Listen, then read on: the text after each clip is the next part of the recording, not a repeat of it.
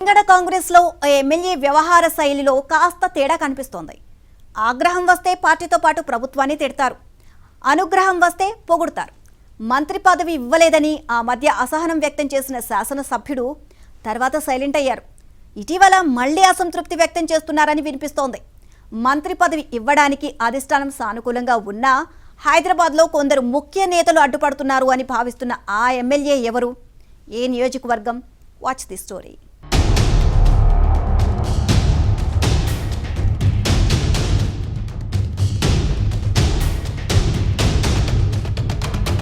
తెలంగాణ కాంగ్రెస్ లో ఉమ్మడి నల్గొండ జిల్లా మునుగోడు ఎమ్మెల్యే కోమటిరెడ్డి రాజగోపాల్ రెడ్డి వ్యవహారం తన రూటే సపరేటు అన్నట్టుగా ఉంటుంది. ముక్కుసూటిగా వ్యవహరిస్తారు. చెప్పదలుచుకున్న విషయాన్ని నేరుగా చెప్పేస్తారు.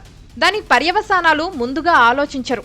ఇలాంటి వ్యవహారాలు కొన్నిసార్లు సమస్యలు సృష్టించినా పందాను మార్చుకోరు. అధికారంలో ఉన్నా లేకున్నా ధిక్కార స్వరం వినిపిస్తారు. సాహసోపేత నిర్ణయాలు తీసుకోవడంలో ఎవరైనా రాజగోపాల్ రెడ్డి తర్వాతే అంటారు పార్టీ నేతలు. ఎప్పుడు ఏ అంశంపై మాటల తూటాలు పేల్చినా అవి సంచలనంగా మారుతాయి. కాంగ్రెస్ ప్రభుత్వంలో మంత్రి పదవి ఆశించారు. ఈ విషయంలో అధినాయకత్వం ఇచ్చిన హామీని విస్మరించిందని విమర్శించిన సందర్భాలు ఉన్నాయి. కానీ ఇటీవల ఢిల్లీలో కాంగ్రెస్ అగ్రనేత రాహుల్ గాంధీని కలిసిన రాజగోపాల్ రెడ్డి అన్ని విషయాలను చర్చించారు.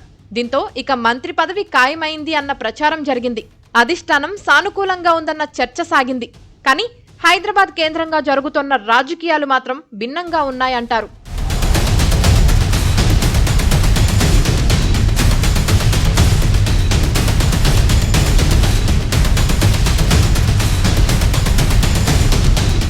దేవుడు వరమిచ్చినా పూజారి కరుణించలేదన్న చందంగా ఎమ్మెల్యే రాజగోపాల్ రెడ్డి పరిస్థితి మారింది.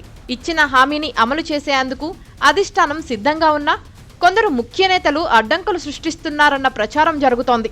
దీంతోనే ఇటీవల నల్గొండలో సీఎం రేవంత్ రెడ్డి బహిరంగ సభకు రాజగోపాల్ రెడ్డి గైరాజరయ్యారు. ఉద్దేశపూర్వకంగానే రాలేదని స్వయంగా ఈ ఎమ్మెల్యే చెప్పడం రాజకీయ వర్గాల్లో చర్చనీయాంశంగా మారింది. యాదగిరిగుట్ట లక్ష్మీ నరసింహస్వామి దేవస్థానం ధర్మకర్తల మండలిని ప్రకటించే ముందు ప్రభుత్వం తనను సంప్రదించలేదని ఆగ్రహం వ్యక్తం చేసి పాలకుల చర్యను తప్పుపట్టారు. హస్తం పార్టీలో కొత్త నాయకుల హవానే నడుస్తోందని, ఒరిజినల్ కాంగ్రెస్ నేతలు కనుమరుగవుతున్నారన్నది ఈ ఎమ్మెల్యే మాట. అందరూ తనతో పైకి బాగానే మాట్లాడుతున్నా లోలోపల కుట్రలు పన్నుతూ మంత్రి పదవి దక్కకుండా చేస్తున్నారన్నది రాజగోపాల్ రెడ్డి ఆరోపణ. నోటితో పలకరించి నొసటితో వెక్కిరించిన చందంగా వ్యవహారం ఉందన్నది ఈ నేత భావన. దీంతో మునుగోడు శాసనసభ్యుడు ఎప్పుడు ఎలాంటి నిర్ణయం తీసుకుంటారో అన్న చర్చ సాగుతోంది.